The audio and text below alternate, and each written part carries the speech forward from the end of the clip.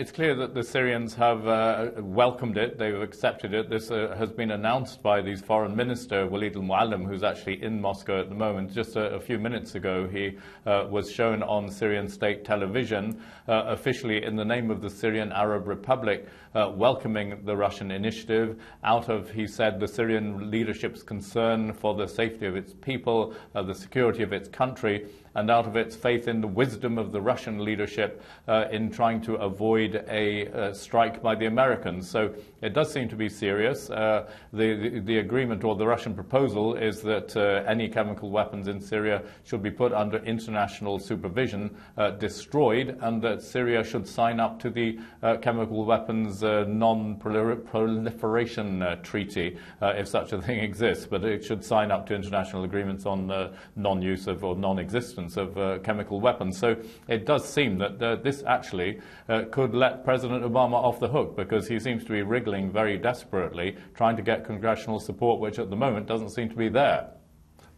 And just to underline the point, Jim, exactly what I was meaning to ask you, really, do you think, is it your assessment that this could really offer the makings of a deal which would allow President Assad to do his own thing and basically not have to suffer the attack that lots of his people have been fearing, and also, as you say, provide a political solution to President Obama?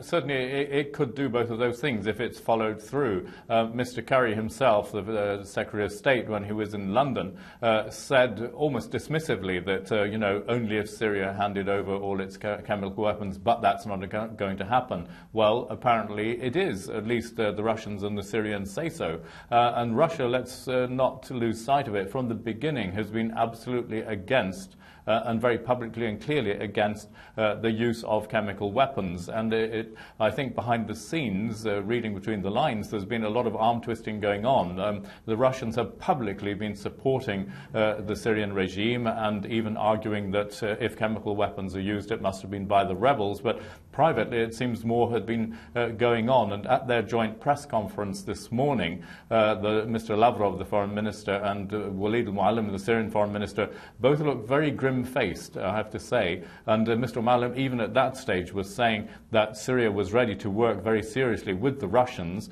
to remove the pretexts in the realms of chemical weapons for any American strike. So he was foreshadowing this welcoming of the Russian initiative that's now been announced.